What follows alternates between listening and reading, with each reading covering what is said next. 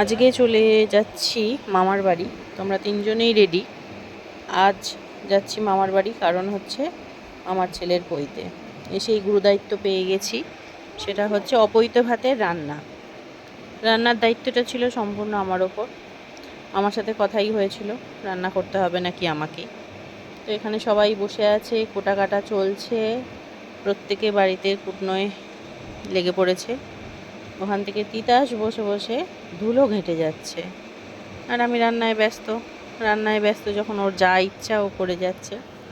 মেনুতে ছিল আলু পোস্ত, মাছের ঝোল, ডাল, 5 রকমের ভাজাভুজি আর একটা তরকারি।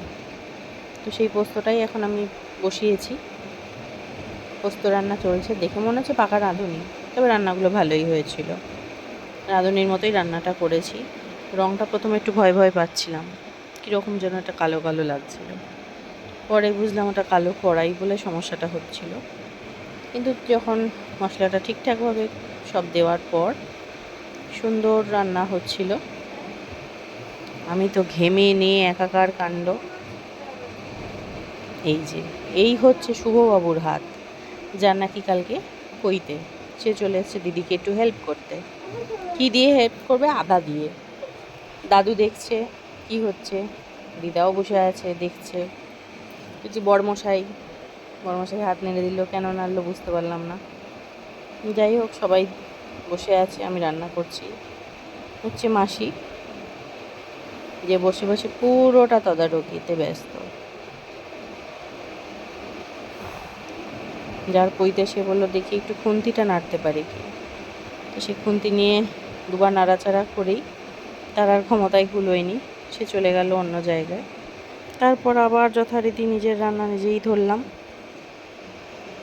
চলছে সেই রান্না, মাছের ঝোল, সুন্দর করে রসিয়ে কষিয়ে মাছের ঝোল।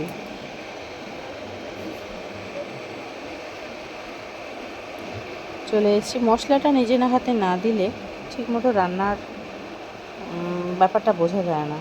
মশলাটাই দিতে হবে নিজের হাতে। দেখো, কালারটা কিন্তু খুব একটা খারাপ আসেনি, যথেষ্ট সুন্দর এসছে।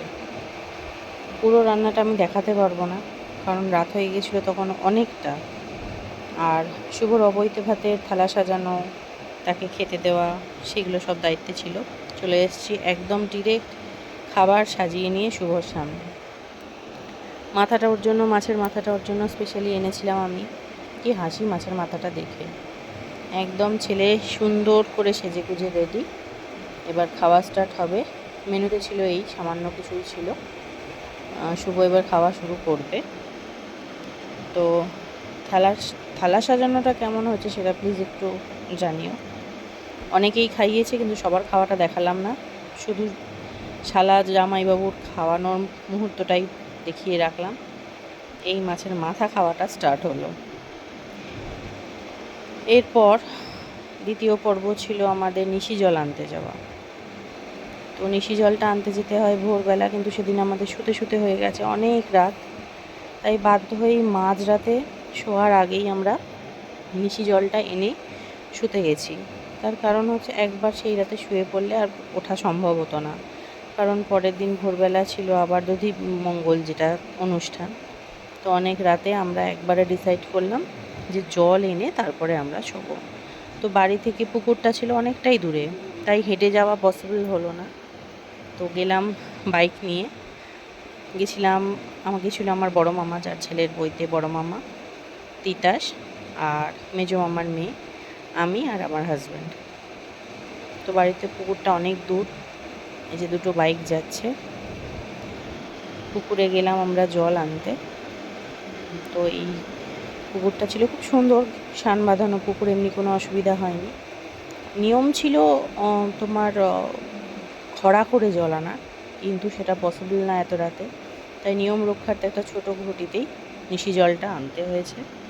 নিশি জল বাড়ির জামাইকে আনতে হয়, তাই আমার হাজব্যান্ড এই বাড়ির জামাই, তাই ওকেই আনার দায়িত্বটা ওর ওপরেই পড়েছিল। মাথায় করে নিশি জল আনা হলো, বাদবাকিটা কাল।